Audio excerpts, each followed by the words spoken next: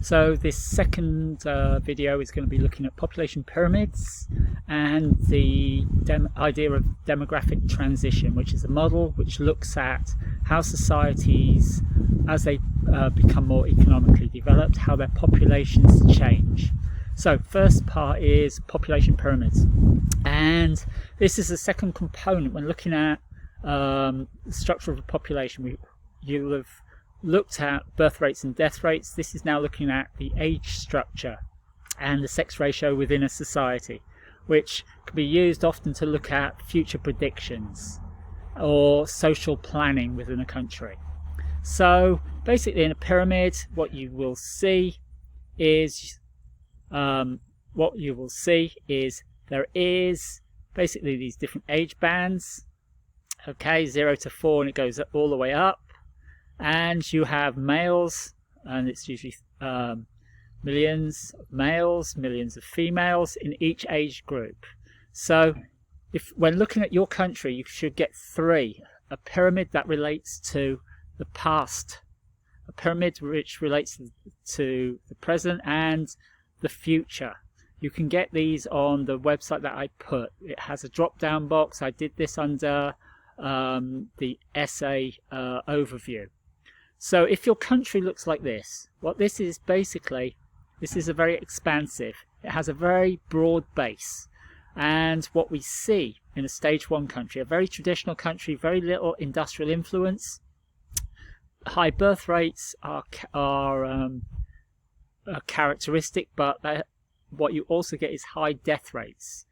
And what you see, high birth rates, large number of people between the ages of 0 and 4. But there's a rapid decline and a relatively short life expectancy. Okay? And if you look at stage 2, you may start to see, this is sometimes called the transitional, between stage 1, which is the agricultural, and stage 3, which is like the urban industrial type of society. And expansive, what we're seeing here is there's some industrial influences. Might see that, for example, they might have improved food supply, introduced new medicines, sanitation. So what you start to see, you've still got very traditional overview of society, very traditional view of children and families. However, those people may have a very large family in the hope that some survive and support them into older age. What might have happened, however, is more children are now surviving into older age. They're going beyond what's termed their first year. You have infant mortality rates coming down, the number of children that die before their first birthday. So what we start to see, still very broad base, but there's more people, more groups surviving for each age group, and there's a slightly longer life expectancy. And stage 3, what actually happens here? You start to see a decline in birth rates. This is where societies start to become more industrialized and people move into cities. It might be that the cities are less traditional. It might be that children are no longer needed to work, so to support the family into old age. You may have pensions, for example. It might be, for example, the change in the role of women within society. Also, the availability of goods, and people now have more material possessions. So you start to see a decline in birth rates. Also, the social norm may change. Different information may be available. So you start to see the base getting smaller. Okay? More people surviving, there may be more access to medicine, more hospitals. Life expectancy starts to increase. And then what we go to is stage 4. This is termed a post-industrial society.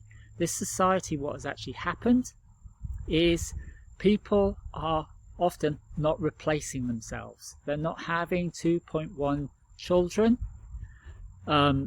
Or people are having children later in life, getting married later, for example. Social norm is very different. So what we see this in a lot of societies. They have fewer children, okay? A lot of people surviving, a a lot of people surviving to old age. So you get a very high, what's termed very high dependency ratio, a large number of people above the age of 65. So there's more people above 65 and less people in the workforce. And what we'll see in the future, because the birth rate is so low, we'll see that the country starts to contract. An example is Australia, but you could look at Germany, Japan, same sort of scenario. You get a greying of population. Okay, so that is population pyramids. Have a look at your country, see what has happened through each sort of like time period. How is it changing? What is going to happen in the future? The next part is looking at what's termed the demographic transition. Demographic meaning population, transition. This is a transition from an agricultural society through this transitional period to an industrial society to a post-industrial society. Okay, so this demographic transition model, it looks at birth rates and death rates, and within a country also what's termed population growth. So if we look at a very, very traditional country, what you would see is often very, very high birth rates, but you'd also have very high death rates. So natural increase is balanced. The population remains low even though the birth rates and death rates are high.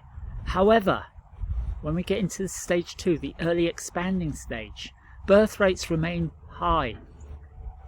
Still very traditional society, but you may have introduced medicine, you may have introduced things like an improved food supply, vaccinations, things like this. So death rates may come down rapidly. And the difference between birth rate and death rate, this is a natural increase. So this is where you start to see the population rapidly increasing. Then we move to this late expanding. This is where we start to urbanize, we start to industrialize, and this is where now birth rates also start to come down. But however, birth rates are still higher than death rates, so you've still got an increase. And stage 4, this is where the birth rate is relatively low, the death rate is relatively low. The population starts to stabilize or even start to decline to some degree. So what you want to do is think, where is my country on this model? At which point? Was this in the past? Is it here now? Is it going to be here in the future? So it's just something to look at. And one of the things that you can use, which is important with regards to these notes, one of the things you can use is some of the ideas of why in stage 1, for example, why has it got high birth rates? You know, you can use some of these ideas for birth rates in your country. Maybe 20 years ago there was a lack of family planning, high infant mortality rates, whereas you have these high infant mortality rates, so the number of children that die before their first birthday, but people need the children to support them into old age or to work to support the village. There was a need for workers in agriculture, and children at this point are an economic asset. They need them to survive. But death rates are also high. Reason being, high levels of disease, famine, lack of clean water, sanitation, lack of health care, war, competition for food, a lack of education. This is like Britain in the 19th century, but we can look at which countries may still be at this point with very high fluctuating birth and death rates. These are some very generic overviews, but you can probably apply them to a country and look at them in a specific way relating to your country. You know, has it got any sanitation? Has it got a clean water system in place? In stage 2, the birth rate, as I said, remains high. However, the death rate is falling. What's bringing that death rate down? Like I said, improved healthcare, improved hygiene, okay, sanitation, improved food production, the quality and quantity, improved transportation of food. But it's not just transportation of food, maybe some ideas or medicines. And we start to see the number of children dying coming down. those most vulnerable in society are the young and the old. So basically, it's a good way of seeing how healthy a society is. The infant mortality rates, life expectancy. Then we have the late expanding. This looks at where we start to industrialize. You might find in a city it's less traditional, more family planning available. It's lower infant mortality, less pressure to have those children. Mechanization, industrialization for workers. Increased standards of living. Like, it may also be space issue, or the changing status of women, or it might be, for example, the role of material goods, how people want to spend their money. They might have different ideas. What is the social norm? What's the number of children that people traditionally have? So all these things start to influence. So that's stage 3. And then what we have, stage 4, population steady. However, what we start to see with regards to stage 4 is birth rates are relatively low. So you might start to see an aging of population, but people have long life expectancies. But this is going to have an influence over a long period of time. Examples include places like the United States, Sweden, Japan, Britain, Germany. Okay? So, and then we have some revised variations of this actual demographic transition. So you can read through this to get some ideas. Is it universally applicable? I put this in because basically it's a good starting point to start to understand population change. This is what your paper is looking at. How is things changing over time? So you need to look at this. Okay? So make sure you understand the demographic transition. Try to apply it to your specific country. And like I said, if you go back to the demographic notes, your demographic notes, what you can see is, again, under the useful links for report question 1, you can find the pyramids.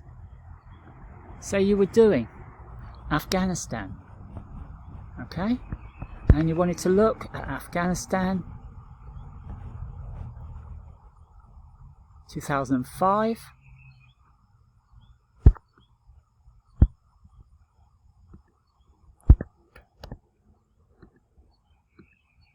2010 maybe, or 12, and then maybe in the future, how about 2021, depending on what you get. If you do the Dropbox, the population pyramid graphs, what you will see, it will print out,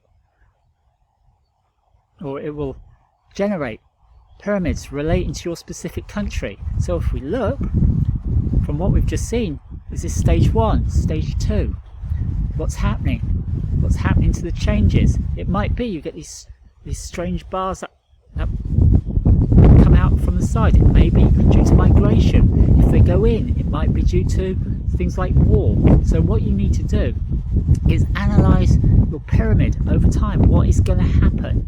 Is life expectancy increasing? Okay, but like I said, you can get it on the US Census Bureau. Okay, the next video I will do and will be looking at migration, the next part of population. Okay, so what you will need to do is, for migration, is look at the next section of notes. Okay.